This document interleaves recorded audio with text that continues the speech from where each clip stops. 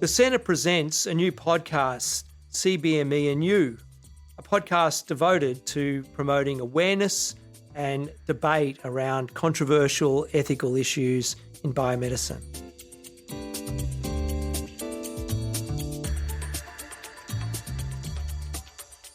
Welcome back to CBme&U, a podcast about bioethics, and an extra welcome back because we've had a short break over the holidays and we're kicking off the new season of the podcast. Have you had a good holiday, Sinead? I've had an excellent time. Thank you so much for asking. I care. Okay, today we're talking about capacity, specifically mental capacity. For example, if I lose capacity, who should have control over the decisions I make, and why does Sinead want a part of it for some reason? We'll get to the bottom of that, maybe. Today, to help us to answer some of these questions, we have Emily Largent, Assistant Professor of Medical Ethics and Health Policy at the University of Pennsylvania. Welcome, Emily. So glad to be here. Excellent. We're glad to have you. Welcome to the very first episode of the new season. We have some standard questions. The one thing that's not changing around here is the order of these questions. First is coffee or copy? Tea. A, B, no, C. When you answered exams as a child, did you add in your own answer if you weren't happy with any of the above multi-choice? I probably put clarifying explanations next to some of the multiple choice questions. You sound like a fun child. Second question, where do you want to travel to next? The next place I'm traveling is South Africa, and I'm deeply excited about that trip. Ooh, is that for the World Congress of Bioethics? It is. Oh, yes. Excellent. So maybe I'll see some folks there. I think quite a few of the people here are going to that. Oh, fantastic. What are you most excited to do in South Africa? I've been researching online, and one of the things I've seen is that you can actually go cage diving with sharks. Oh. And so we can question my capacity as we go through this conversation about whether or not I should agree to do that. Can we title this episode "In the Cage" with Emily Largent? Good luck with the sharks. Thank you. I hope we see you again. Yes. As an Australian, that is still something I would just never do. Third question, what song is your favourite song to sing at karaoke? The last song I sang at karaoke was Like a Prayer by Madonna.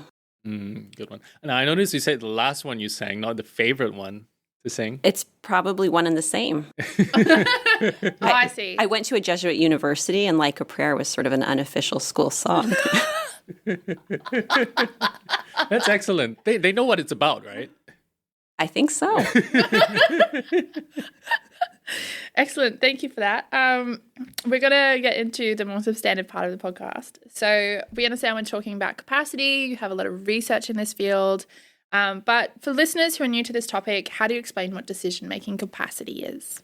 So I think about it as the ability to decide and make decisions for oneself at a very basic level. But then we have to unpack a little bit about what do we mean to be able to make decisions for oneself. So we really in the literature look to sort of four key elements. The first of those is comprehension, or do you understand the relevant information? The second one is appreciation. We want to make sure that people not only understand the information, but can personalize it or apply their values to that information. Really thinking about what their interests are in the decision-making process. Then we want to see reasoning. And we think about reasoning in different ways. We might think about comparative reasoning, so A versus B, but also consequential. So if I do X, then Y. So people should hopefully be able to talk through that or think through that. And then finally communicating a choice, because we think people who equivocate are maybe not reliable decision makers. And so across these various decisional abilities, we want to see people have enough that they get over a line to say that they have decision-making capacity. And the other important thing about capacity is that it's task and context specific. So people might have capacity to make some decisions, but not capacity to make other decisions in their lives. So perhaps I could consent to, taking a particular pharmaceutical or undergoing a lab test, but I couldn't consent to surgery just because we think the risk is higher, and therefore what we want in terms of those decisional abilities I talked about is higher. Now, is quality of decisions a factor here? So let's say 50 years from now, I'm in an old folks home or something, and then I say, no, I want to do this. I want to eat 15 cakes for my next birthday or something like that. And then you're like, I don't know if you have decision-making capacity. And I'm like, I'm checking all the boxes. And I'm like, look, I know that 1 + 1 = 2, all blah, blah, blah. And but it's clear that I'm making an insane choice, but I'm saying, no, this is my decision. Is that a factor that we're taking into account here? Well, there's sort of, do we take it into account and should we take it into account? And I think those are two different ideas. So when I was working as a bedside nurse in an ICU setting, I think we often, as a profession, as clinicians at the bedside, were willing to say that somebody had capacity until they made a decision we didn't love. And then when they sort of made a decision that wasn't maybe what we would have chosen or what we hoped they would have chosen, that was when people were like, well, do they have capacity? And so I do think that oftentimes the perceived quality of the decision becomes the impetus to question or assess decision-making capacity. But I mean, we've probably all made decisions that we can cringe about in hindsight. We can probably definitely think of friends making decisions that we would have done something different than what they chose. I don't know if perhaps you too. I watch James make poor decisions on a daily basis. Yeah, but we wouldn't necessarily question the capacity because that might still be the decision that is quote unquote right for you because you understand. Turns out that you don't really care if you become, have too much sugar. In fact, you think that's just a fine situation. And so all 15 cakes might make perfect sense for you personally. I just want to know why you're watching me on a daily basis. My desk is next to yours. 5 days a week? You know what? Anyway, moving on. If you want to eat 15 cakes, I'm going to let you because that's going to be funny. I'm going to record it, put it on YouTube, and get very rich. Yeah, I'm not going to be the one who's make your decisions. eating 15 cakes. So I wanted to zone in on that point about quality and this idea that, or this potential concern that the rationality of that decision is an indicator that that person might lack capacity. So I see two sides of this coin. So one is we should, it's one of the most useful things for trying to identify someone who may have lost capacity if they are making a decision based on an empirical fact that you can quite easily disprove. Like they think there's someone in the room, for example, and there is not someone in the room. We would say, okay, based on the rationality of your decision, there's something that's not going on right there. But then there's also the idea that some people, we might take someone's decision and be like, you are making a really poor quality decision, and for that reason, we're going to step in. But they're actually, it's just a decision that you wouldn't make for yourself, and it's so easy to have that line blurred. And so I was wondering if you think you agree with the decision to use the quality of the decision to determine capacity, or whether you think we should just not be doing that at all. Well, I do think it's an indicator, and if somebody makes a decision that seems to be a little odd, then we might wonder at that point, like, do they understand? Can they apply their values to that information? Is this really resulting in the outcome? And so we might think that having a decision that seems strange is a reason to pick a little bit and assess decisional capacity. I just would prefer that we didn't have the default be that until somebody agrees with us, we assume they have capacity. I would prefer that we are maybe more open to these ideas generally. Yeah. So it's an indicator, but not a determinator. Correct. Yeah, and we definitely overstate or are a bit too paternalistic. Particularly, I think, in the medical profession, where if you disagree with doctors, particularly as a woman, they're like, you're hysterical. You disagree with me? Yeah, your brain must be wrong. And would it make a difference if you could look into the context or the history and see the kinds of decisions they've been making? Like, if somebody is making a decision which you think is crazy now, but then if you might talk to their family and they would be like, no, he's always been a bit wacky, and be like, all right, it's got nothing to do with losing decision making capacity. It's just a person who likes making wacky decisions. Well, certainly it would help us have some sense of their values. We might be able to reason from analogous prior circumstances and say, no, this is actually sort of their preferred route in life. Their values, their interests have consistently led them to making these sorts of perhaps idiosyncratic decisions or things that might seem a little different. So if we have people with, we all know friends who definitely have capacity, then we all know someone who definitely cannot make decisions for themselves or whatsoever. But I just don't think that the majority of people necessarily fall into that clear binary. And I think in your research you've talked about a liminal or an in-between space, or people with marginal capacity, particularly if capacity is decision and time and subject specific. So why is this idea of marginal capacity so important? And what do we do in situations where it's kind of unclear? So I think the world we often divide into binaries because it's nice. It can be easy if we can sort somebody onto one side of the line or other. And so we do often talk about somebody who has capacity and somebody who lacks capacity. But those decisional abilities that I described, right? Comprehension, appreciation, reasoning, communication, those are not things that occur in binaries. People can have more or less reasoning, more or less appreciation, more or less comprehension.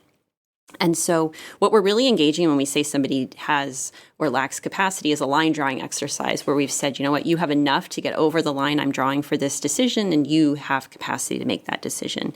But while it's nice to have a bright line rule and to be able to sort people that way, for those who have sort of these marginal abilities, right, they sort of are not clearly on one side of the line or the other, that I think has various ethical, clinical, legal implications because we have to decide where to sort them. And if we put them on the wrong side of the line, we risk either overprotecting them because we have somebody decide for them or underprotecting them because we aren't actually helping accommodate or shore up those decisional abilities that might have some deficits. And so I think honing in on this space, this liminal space, this marginal capacity space can actually help us better support individuals who are not clearly on one side of the line or the other. We know that you've talked a little bit about supported decision-making. So could you walk us through what that is and how it's different from the familiar kinds of like surrogate decision-making or guardianships, the legal guardianships, and what it might look like in a clinical context? Yeah, so when we think about decision-making, we presume that an individual who has capacity is an empowered decision-maker. They can decide for themselves. And so that's sort of one model of decision-making is I decide for me. And then surrogate decision-making would be at the other end of that, which is where you decide for me because I no longer have capacity and we think that the right thing to do is appoint a surrogate or a guardian who can make decisions on the individual's behalf. Supported decision-making is a somewhat intermediate approach to those if we imagine it along a continuum or a spectrum where the individual still decides for themselves, but they do it with the help of somebody else. They are supported in that decision-making process by somebody who can help them account for those deficits that they have in their decisional abilities. Is this like a specific framework? Like I know in the law we have a framework called substitute decision-making, surrogate decision-making. Is this different to what families or couples like already do? Many families might go to the doctor together or might have a support person with them, or they might go home, talk with their family, with their spouse, or even a child or a friend, and then come back and then share with the doctor. So is this something that already happens, or is this like a very specific thing? So I think it's a great question because oftentimes, not always, but many people think of decisions as being made very individualistically, right? Like I decide for me is even how I phrased it when I was talking about the different kinds of decision making. But the reality is that all of us, I think to some extent, are including other people in our decision making. And sometimes we are including them just by thinking about their interests. And sometimes we're actually bringing them into the decision-making process. So when we have to decide about dinner in my house, right, we kind of ask like, oh, what sounds good to you and what sounds good to you? And I'm not deciding for me. And sometimes there's compromise and we're working things out. So I think collaborative decision-making or deciding with others is actually a very common practice. And so this sort of just builds on it, I think, by really maybe more deliberately approaching it with a mindset that you are helping accommodate for those decisional abilities. So the supporter might help draft a list of pros and cons. They might help somebody break a big problem into smaller pieces so that they can walk through it in a more stepwise fashion. And so it is, in those cases, maybe our emphasis is just a little different. We're working together, but also I'm working to help you where I know maybe you need a little bit more help. Okay, so if I can break it down into two examples. So one example is what you call collaborative decision making. So like that's where I go, I really feel like Italian, and then my husband goes, I really feel like noodles. So we compromise and get pasta. Like the end goal or what we end up doing is unknown at those early stages, and we're sort of working it out together. Whereas what you're describing with supported decision making is the end goal is not necessarily a specific outcome, but it's helping that person make an authentic decision in accordance with their values. Yeah, I think of it more as a practice or a process. Okay. And are we talking about something that is formal inside medical settings? Are we talking about certain regulations about, you might assign somebody a certain status and like, oh, this person is a person who wants or needs supported decision making. So every time we want to make a decision, we're going to call this person or this person, have them in the same room and go through a certain kind of decision-making procedure, or are you talking about something much less formal? So I think the answer is both, which makes it a little tricky. We can certainly have a practice where we might engage in it, say in our household. If I'm living together with the person who I'm supporting, we might engage in it somewhat regularly. But then in some places, you can formalize it in an agreement where you recognize a supporter, you designate that person, and then the beneficiary can take that agreement and seek access, like you're saying, to having that person involved in their decision-making processes, having them included, and it makes space for them. So it's a practice, and it can be formalized and recognized in the law.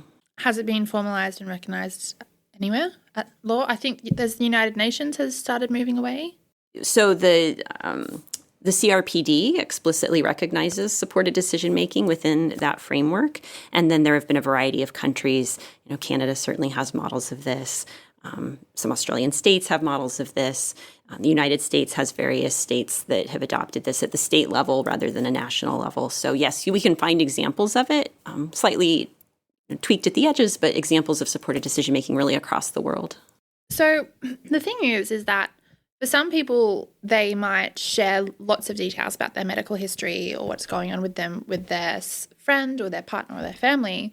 But for some people, perhaps that support person would actually just be their doctor, because that doctor might have been there for their entire past, or there might be a particular nurse or something. Is there like a conflict of interest there? Are there limits on who that supporter can be? So I think of the decision that you might make with your clinician is one that's more shared decision-making, where the clinician is the expert in medicine and you're the expert in yourself, and you sort of both bring your respective expertise to the table and share those to make a good decision, hopefully at the end, or the best decision for the patient, all things considered. And there is a fiduciary responsibility within that relationship to the patient. I think that supported decision-making is a little bit different than that because it's with a trusted person in your life. But I would be hesitant to have somebody's clinician acting as both the person who is helping them make the decision as a supporter and then also sort of effectuating that in a professional capacity. Could there be like professional decision makers or decision helpers? Counselors. Oh, yeah, that's the word for it. Who could play this kind of role, because there could also be certain problems with getting family members or friends to do it. They might be very emotionally involved. They might have other interests as well. I certainly think we have to be open to this idea that we could have somebody who's in a professional role. I mean, when we think about guardianship, we know that there are professional guardians who do this. And similarly, I think we could have professional supporters. So one of the things I'm aware of across different supported or substitute decision-making schemes is that the law is very quick to step in when a person is not making a decision in what we might think as in their best interests. So, for children, for example, even for children who deem to be GILIC competent or who have what we would consider legal capacity, the second they make a decision that's not in their best interest, the court will overrule it almost every time, particularly in controversial areas like gender dysphoria or gender affirming care. And this also happens at the other end of the spectrum, age-wise, where people who have deemed to lose capacity or have marginal capacity, or were like, they're doing okay in this particular context, as soon as they start to make a decision that's really harmful or we think not a good idea, the law will step in. Do you think that supported decision-making schemes are better, immune to those problems, or actually more open to other kinds of like abuse or exploitation because they're a bit more informal? It's hard to keep track of what's going on and what's been said. Well, I think the nice thing is that there's a structured process. So hopefully we can have confidence in the decision that's coming out of it as one that has been, because it's supported, is hopefully meeting those criteria that we would like to see come out of a capacitated decision, right? One that has comprehension and appreciation and reasoning. I don't think that this kind of supportive relationship is immune to abuse or neglect or exploitation. And so that's something to be mindful of. In a lot of laws, third parties who would be relying on that agreement would need to report that. Right? So they would have an obligation for reporting if they were worried that the relationship had become problematic in various ways. What I don't think this tells us, though, is whether or not this project fails, because we know guardianship has been very susceptible to the same sorts of abuse, neglect, and exploitation. And so we really just have to come up with ways to, I think, strengthen sort of community oversight and support of these kinds of relationships rather than trying to just defer to the surrogate or the individual decision making. So kind of like how we have marriage counselling. You might have supporter and supportee counselling, like a check-in every couple of months, just to have oversight of that decision in that relationship. I have a question that sort of arises in a specific context, but I can see it transcending across multiple decisions, which is what happens if a particular health event will disrupt that supporter-supportee relationship? So, for example, if the return of genetic information identifies misattributed paternity, or that a person has been engaging in certain behaviours that the community would deem unacceptable, or there might be some stigma because we know certain cultural norms within that relationship stigmatise certain conditions. Like, what should the doctor do, or is that going to completely scrap the supporter-supportee relationship if you share that information? But you can't share that information because otherwise the person won't be deemed to have capacity. So if I can just echo back, your concern is that there's some piece of information that if I introduce it into the supporter-beneficiary dyad will be so disruptive to the relationship that the supporter would withdraw their support or not be able to be in that position anymore? There's that immediate concern, but there's also the concern that it might actually be quite detrimental to their ongoing relationship, which would impact that person or the beneficiary in many aspects of their life, including just losing that relationship. Well, I don't think that we can justify withholding information for the good of that relationship. We might want to deliver it delicately. We might want to, think about ways in which we could structure the sharing of the information, but withholding it because we think the dyadic relationship is important doesn't feel fair to either of the parties involved. Speaking of relationships that get contentious, right? We've all been to we've all experienced this instance of shared decision making that have gone poorly, we go to work meetings and all that, and you come out of the meeting and you're like, well, that had 20 people in it. Everybody said something and I don't know what it was about. And I don't know if we made a decision, or I don't know if the decisions we made are going to be any better than any decision that any of us would have made by ourselves. So I'm just wondering, firstly, how do we assess, if you're a doctor and you're seeing this happen and you're seeing a group of people talk about a bunch of things, how do you assess whether they've made better decisions or good decisions? And then what happens when they come out of that process maybe disagreeing? The patient might say, oh yeah, I want this. And the other person might be like, no, I think they're making a mistake. You got to help me stop them. Well, supported decision-making, I think a lot like surrogate decision-making, it's not about getting to the decision that you, the surrogate, or you, the supporter, would most like, or the decision you would make for yourself, right? You're really trying to realize what their values and preferences are and then help make that decision. So the goal is that the beneficiary, right, the person who has marginal capacity and is getting assistance in the process, is making their own decision. And so it's not about the supporter cajoling them to the right one. It's not about trying to get them to a particular place. It really is about giving them the help they need in the decision-making process, that the resulting decision is their own. I see that a lot of the way a supported decision-making system would work is depending on the assumption that supporters are emotionally intelligent enough to be able to put themselves aside and what they would want for that person and what they really think that person would want for themselves, and simply stepping into a communicator role, essentially. But I don't trust people. Just as a general rule. It's hard to categorically assume that all people are capable of being that emotionally intelligent and mature enough. And so do you see this supported decision-making scheme as really likely to be categorically successful, particularly in an aging society like Singapore, most countries now, where in 30 years' time that people over 60 are going to be doubled in population? I think there are probably some groups we can feel more confident about how well the process will go than others. So as part of my research, I've talked to lawyers who work in elder law, and they work with people sometimes who have marginal capacity, and they would say that they're engaging in a supported decision-making process with their client. And I think for them, they feel pretty dispassionate about the outcome. They feel very much like they want the outcome to be the one that's chosen by their client, and that it's really their job just to facilitate that decision and, interrogate it, make sure they really do understand, make sure that they appreciate, but not to shape the outcome ultimately. But when we get to families, family dynamics are quite messy oftentimes. If a family member is a supporter, both parties are often coming in with interests that are relevant to the decision-making process. And I think this is where we might move away from what we think is ideal to needing to recognize some of the messiness that is relationships. And, this is very much embedded in relationships. And so my hope ultimately is that we can give guidance so that people can do a better job helping with this decision-making. But I think that, it's an open ethical question about the permissible influence that my interests and values can have on your decision-making process.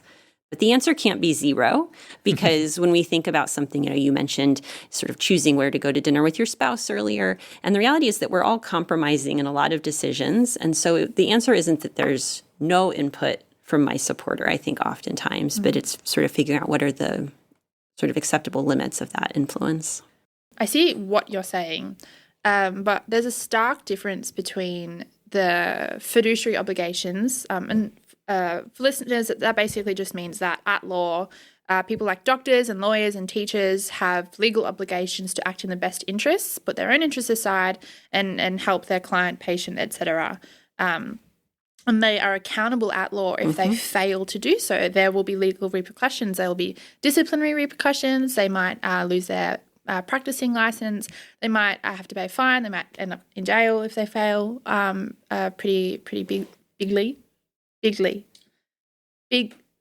Muchly, lots. Schmiggly. Thank you. It's Friday. But for family members, there's no existing legal scheme or way to get recourse. There's no legal fiduciary obligations or a similar system, or is there? Because this sort of sounds like it's actually, we're basing it off existing legal relationships, but without those legal protections, which to me sounds kind of worrying. I mean, it's supposed to be an advantage of supported decision-making that you can often enter into these agreements without recourse to the courts or without oversight by the courts. And some of that is supposed to offer flexibility to the dyad because they don't have to go through what's often a very cumbersome process of engaging with the legal system, say, to get a guardianship and have that reviewed regularly. It's also beneficial for the legal system in aging societies because it's actually just very hard to move through and oversee all of these cases of guardianship, for example. But it does also put it in a place that it's somewhat removed from some of those protections. So I think this is why it's important that third parties who are relying on these decisions can look to it, and we need to do a good job in that case. The other thing that I think is helpful is that because the decisions can be updated without recourse to the courts, it might be the case that I, the beneficiary, decide that, I don't think this is working very well, and I can revise the agreement quite easily to say, you're not actually going to help me make decisions anymore. I'm going to ask James to help me make those decisions instead now. I knew it.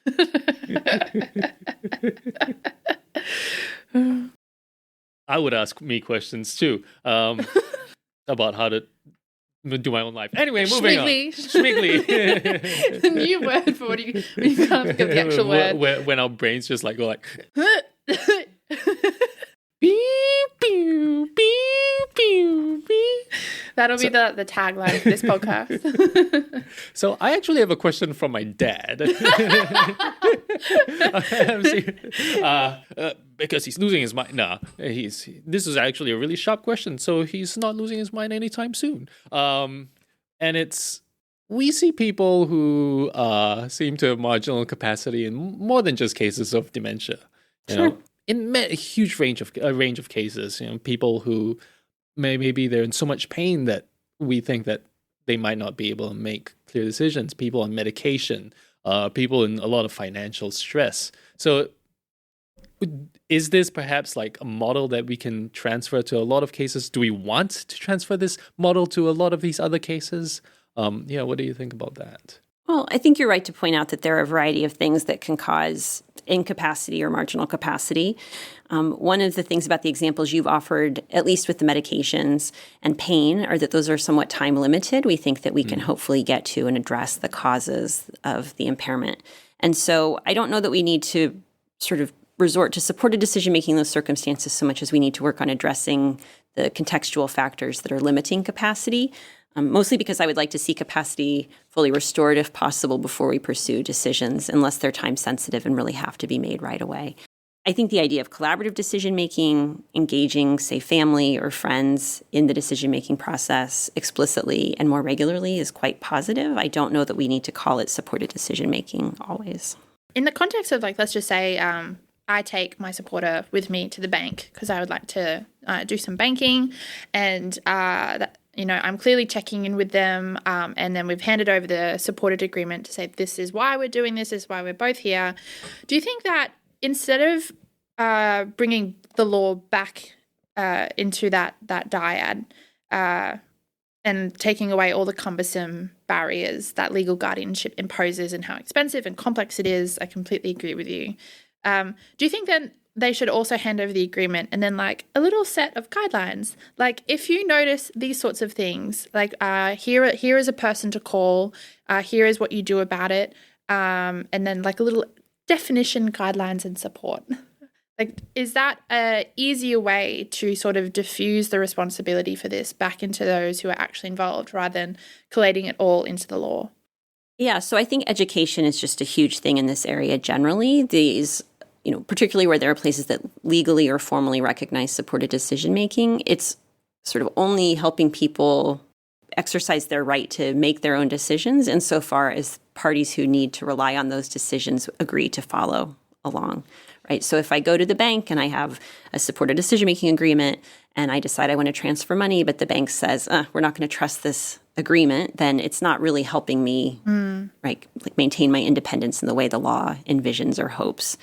And what we have seen is that, sometimes these laws are really in place so that those third parties, banks, lawyers, clinicians, right, those people will sort of accept the decisions that are made pursuant to the agreements because they aren't worried about liability. All of that being said, part of the education has to be not only that these agreements exist and that you should respect decisions made pursuant to them, but make people alert to the possibility that not all decisions will be perfect, that they might have coercion, they might be exploitative, right? And that they should think about reporting those things. So yes, I agree that we need to create these monitoring systems in communities where people are using these.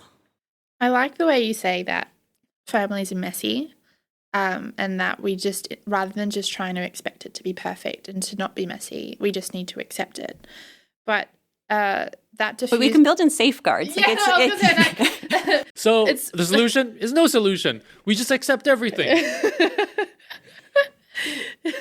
It seems like such a good idea, like such a wholesome idea, respecting the way that there might be a little bit of undue pressure, not enough to be like exploitative or coercive, but there's definitely some strong pressure there that we would ordinarily suspect.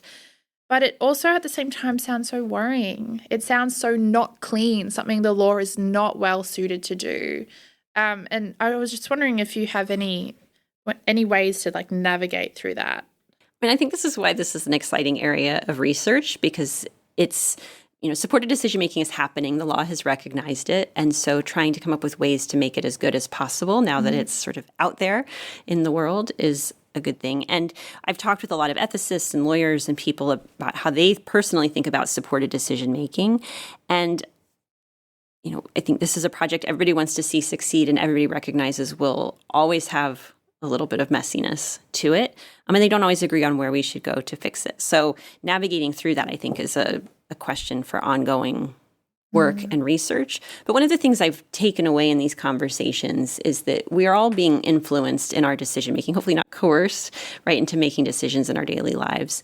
And I don't think it makes sense to say that we need to have a pure decision-making process in the face of dementia when we aren't requiring that in the rest of our lives. But we have to think about sort of how do we recognize that people are embedded in family systems, that these are oftentimes, when we're thinking about dementias, really conditions that affect the family system, not just the individual.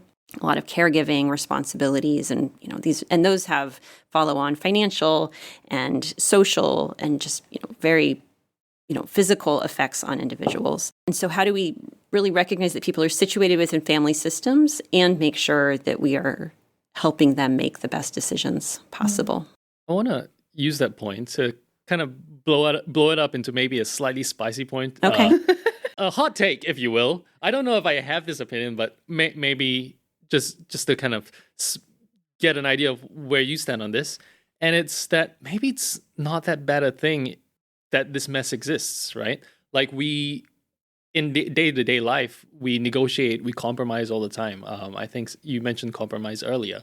I want to do something for dinner. My friend wants to do something else for dinner. In the end, we do something that satisfies neither of us. That sounds real healthy. Well, but it's still better than one person getting their entire way and the other person being upset entirely.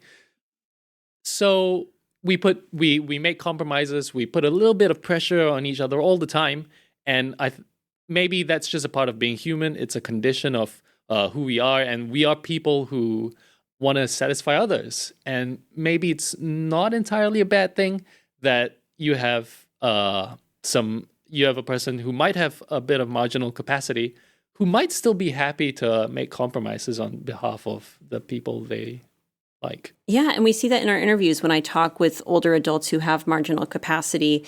They will often tell us that the most important thing in their decision-making process is that the decision is good for the family, right? And so they might not even like the outcome of the decision-making process very much, but they will say that they accept it because they recognize that that is advancing the greater good of their family system.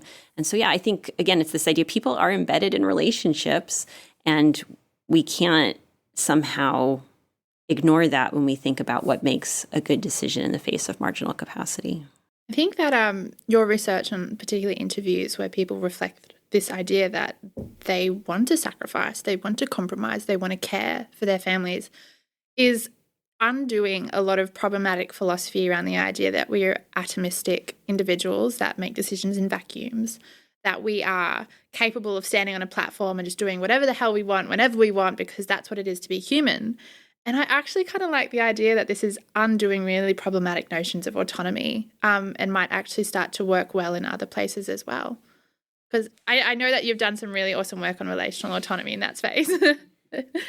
No, I think this is one of my goals as well, is recognizing that we are not deciding alone most of the time. And one of my concerns is that because we so often focus on this idea that we are deciding alone, that we stigmatize people getting help. And so that has really problematic follow-on effects in the context of mild cognitive impairment, dementia, these care settings where people resist getting help because they see it as a loss of, that sort of rugged individualism that we emphasize so much in the U.S. context. But if we can just sort of have the humility to recognize and, that we're all deciding with other people all the time, whether it's about dinner or where we're going to live or, where we'll go on holiday, then maybe we can destigmatize the fact that people need help. It might be a difference in degree. It might be a little bit different in kind. And yet, because we are all embedded in relationships, we are all deciding with other people all the time. I found this kind of interesting in my own personal life because my husband gave up a lot to follow me to Singapore. He gave up a potential career change that he was really excited about. And when I tell people about this, obviously lots of my feminist friends are like, yeah, so he should, girl. Like, you lead the way, you be the woman. It's about time men follow you. But then I will obviously, in the next phase of our life, I will give up stuff for him. And I know, and people have already said things, oh, you shouldn't have to do that. Like, just he can go back by himself, like you follow your career, girl. And it's like, I like to sacrifice. Like, I'm okay with this. This isn't me being unduly coerced. And I understand that there are lots of background norms and that not everyone in my position fits within what I'm going through. So just recognizing that, heterogeneity there. But yeah, sacrifice, compromise, all these things are entirely normal. And I think we've just overstated or made this presumption that they are always coercive and that they are always not in your interests. And, I was been looking at a little bit in like a non-Western philosophy. So in Australia, within First Nations decision-making, in Africa, lots of people will resort or leave the final decision with an elder. And Australia has really struggled to respect this, particularly, clinicians will be like, no, you need to sign this document. And they're going, no, I need to take it back to my community. If I don't get the consent from my elder, then I won't be respected, I won't belong, I'll cause a lot of problems. And so I think that it's really exciting to see that we are finally pushing outside this idea that you have to make the decision by yourself in accordance with what is going to maximize your personal, goodness, and that maybe we've got it wrong. And I'm really excited about the research you're doing. For the record, I'm also happy that your husband has a lot of time to play video games. Yeah, this is true. Also, where were you last night? He's sojourned on Arc Raiders alone and he's kind of sad about it. Well, we had a full day of work. I had a full day of work. I fell asleep after dinner. Anyway, enough about my husband. I just wanted to thank you so much for your time. This has been a really stimulating conversation. I've really enjoyed it. Yeah, thank you so much. I've been delighted to be at the center and spend time with all of you. Thank you. Thanks. Okay, we're going to take you to get some coffee now. No, tea. We have 5 minutes. Oh, okay. Excellent, thanks. Thanks for listening to our new podcast. Subscribe online and tune in every first of the month. In the meantime, listen to CBme&U and be savvy.